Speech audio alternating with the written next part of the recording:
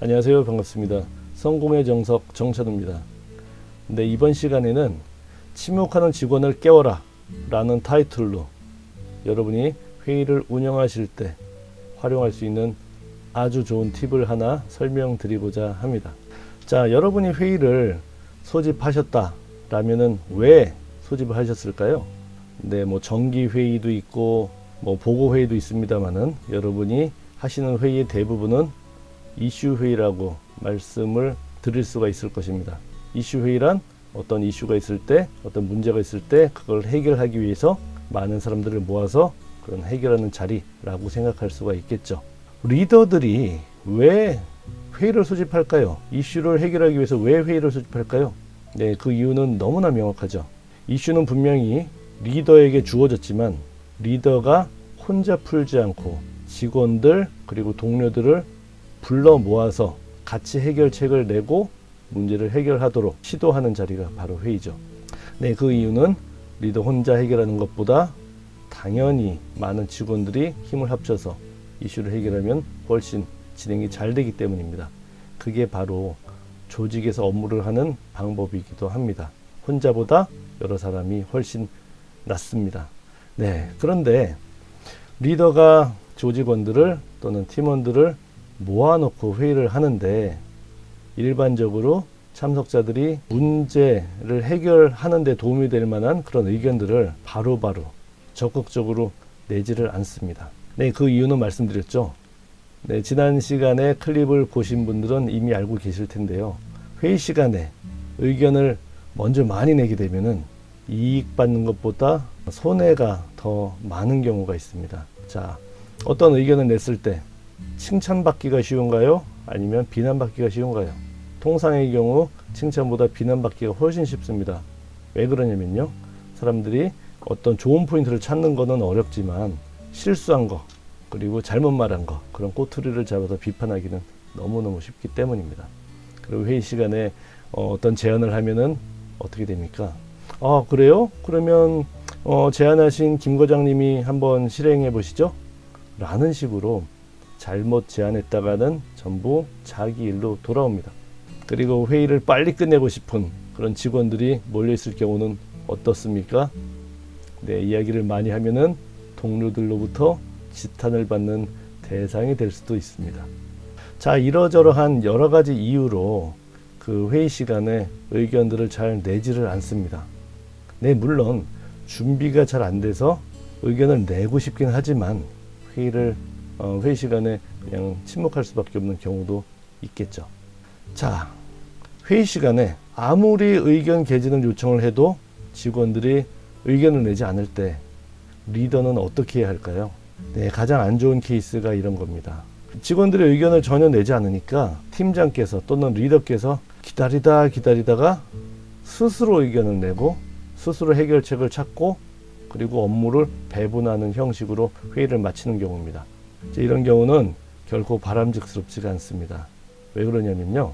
직원들의 의견을 적극적으로 취합하지 않고 리더 혼자서 의견을 내서 그것을 투두리스트를 만들었다면은 결국은 직원들로부터 어떤 불만을 듣기가 아주 쉽습니다. 소위 말하는 독재자라는 소리를 들을 수도 있습니다. 직원들에게 분명히 말할 기회를 줬는데 이야기하지 않았지만 그래도 역시 독재자는 독재자다. 이유는 직원들의 의견을 낼 수 있도록 유도하지 않았다. 이런 책임들이 리더에게 들어가는 것이죠. 네, 그래서 어떤 방법을 쓰든지 간에 직원들의 의견을 먼저 끌어내야만 합니다. 자, 어떻게 하면 좋을까요? 직원들은 버티고 있습니다. 리더는 의견 내라고 종용을 하는데 이야기를 하지 않습니다. 그러다가 실망을 하고 스스로 의견을 내고 독재자 소리 듣고 이슈는 시원하게 풀리지 않고 이런 악순환이 반복이 되는 것이죠. 자, 이런 경우 리더들이 해야 될 그런 요령을 한 가지 알려드리도록 하겠습니다. 자, 리더께서는 너무 실망하지 마시고요. 회의 시간에 참석한 직원들을 앞에서부터 한 명 한 명 지적해가면서 의견이 있는가 물어보는 방법을 쓰는 것입니다. 자, 처음에 맨 앞에 앉아 계신 사람한테, 직원한테 의견이 있습니까? 라고 물었다고 가정을 할게요.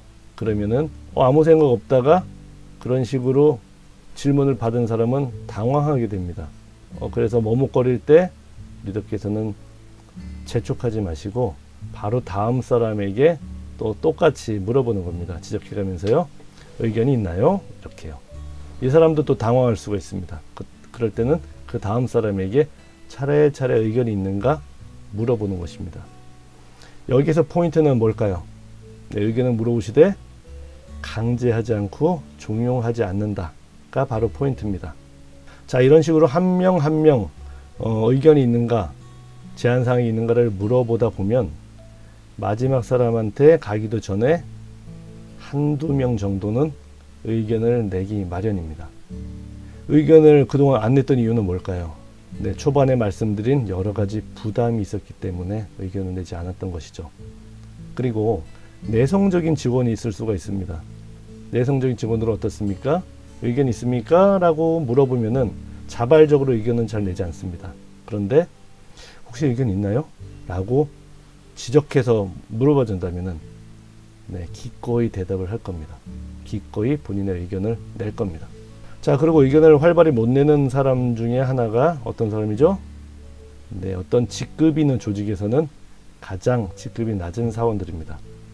직급이 낮은 사원들이 너무 활발하게 의견을 내고 자기 주장을 막 한다면은 어떻습니까? 일반적인 조직에서는 저 친구 잘 알지도 못하면서 너무 좀 나댄다 라는 식의 이런 평가를 받기가 아주 쉽죠. 그리고 회사 경험이 많지 않기 때문에 잘 모를 거라는 그런 생각으로 망설이는 것도 너무나 당연한 것입니다. 자, 이러한 사람들, 내성적이고 회사에 들어온 지 얼마 되지 않은 사람들, 이런 사람들은 전혀 의견이 없을까요? 그게 아니죠. 네, 평균적으로 보면은 내성적인 분들이 활발한 사람보다 머리가 좋을 수도 있다고 합니다. 그리고 회사에 입사한 지 얼마 안 된 직원들은 어떻습니까? 네, 의욕이 아주 꽉 차 있습니다. 그래서 어떤 회의 시 준비를 더 많이 해오고 훨씬 더 창의적인 그런 아이디어를 가지고 있을 때가 많죠. 네, 이런 식으로 한 명 한 명 지정하다 보면은 마지막까지 가기 전에 의견들이 막 나옵니다. 네, 그런데 이런 경우도 있어요. 마지막 직원까지 지적해서 물어봤는데 의견이 나오지 않는 거예요. 한 명도. 그럴 때는 어떻게 하면 좋을까요? 그냥 실망하고 회의를 멈춰버리면 될까요? 그냥 리더가 자기 의견을 그냥 내서 그걸 해결책으로 삼으면 될까요? 네, 저는 이렇게 합니다. 한 바퀴 다 돌았는데 의견이 나오지 않으면은 저는 2바퀴째를 시작합니다. 놀라운 것은요. 처음 지적해서 물어봤을 때는 의견이 없던 사람들이 2바퀴째에 또 차근차근 지적을 해나가기 시작하면은 아이디어가 없던 사람들이 아이디어를 이제 내기 시작합니다. 그렇겠죠. 다른 분들에게 물어보는 동안 많은 고민과 생각을 했었을 겁니다. 그런데 만약 2바퀴를 돌렸는데도 아무 의견이 없었다. 그럼 어떻게 하겠습니까? 네, 저 같으면은 3바퀴째를 시도를 할 겁니다. 그런데 3바퀴째도 전혀 의견이 없었다면 어떻게 할까요? 제가 의견을 먼저 내서 뭐 해결책을 제시하고 업무를 배분해 줄까요? 네, 그러시면 절대 되지 않습니다. 저는 이렇게 합니다. 여러분 준비가 덜 된 것 같군요. 그래서 의견이 없는 것 같습니다. 자, 회의는 지금 중단하고요. 4시간 후에 다시 한번 같은 주제로 회의를 진행하겠습니다. 라고 지시를 하고 끝냅니다. 또는 그날 회의를 다시 속개할 그런 여유가 없다면은 다음날, 다다음날 우리의 상황을 봐가지고 최대한 빠른 시간 내에 회의를 다시 합니다. 자, 이런 식으로 의견이 수렴이 되지 않고 회의를 중단시키고 다음으로 회의를 연기하면은 어떤 현상이 일어날까요? 네, 정말로 회사에 무관심한 직원만 아니고 회사에 조금이라도 기여하고자 하는 욕심 있는 직원이라면요, 그 회의 때 본인이 말을 하지 않았던 그 상황을 후회를 할 것이고 계속 다음 회의 전까지 고민을 하고 올 것이 분명합니다. 만약에 다음날 오전에 회의를 재개한다 라고 리더께서 지시를 하셨다면은 아마 잠자면서도 그 이슈에 대해서 고민을 할 수도 있습니다. 자, 이런 식으로 모든 직원들이 고민을 많이 한 다음에 다시 속개된 회의에서는 의견들이 굉장히 잘 수렴됩니다. 그럼 리더는 어떻게 할까요? 직원들이 이야기한 그런 의견들을 차근차근 모아서 정리를 하고 마지막으로 본인이 가지고 있었던 리더만의 좀 큰 아이디어까지 살짝 섞어서 직원들의 동의를 받고 그것으로 업무를 배정하면 됩니다. 자, 이런 식으로 업무를 배정하면은 직원들이 이런 말을 합니다. 아, 리더는 자기의 독단적인 의견을 밀어붙이지 않고 꼭 직원들의 의견을 다 수렴해서 그 다음에 의사결정을 하는 아주 민주적인 분이다 라는 식으로 이제 평판이 올라오게 되고요. 또 그런 식으로 결정된 업무는 어떨까요? 직원들 스스로 낸 의견입니다. 그래서 그 업무가 추진되는데 굉장히 큰 힘을 가지고 있을 겁니다. 그리고 누구도 그 업무에 대해서 뭐라고 하는 사람이 없습니다. 왜 그렇죠? 네, 많은 사람들, 많은 멤버들의 의견을 적극적으로 수렴해서 만든 결론 그리고 만든 업무이기 때문에 그렇습니다. 자, 오늘 여러분께 드린 팁이 어떤 거였죠? 한번 요약을 해볼까요? 직원들이 회의 시간에 의견을 활발히 내지 않을 때 리더는 어떻게 한다고 그랬죠? 한 명 한 명 지적해서 물어본다. 여기서 팁은 또 뭐가 있었습니까? 네, 지적을 해서 물어볼 때 종용하지 말고 강제하지 마라 라는 내용이 있었죠.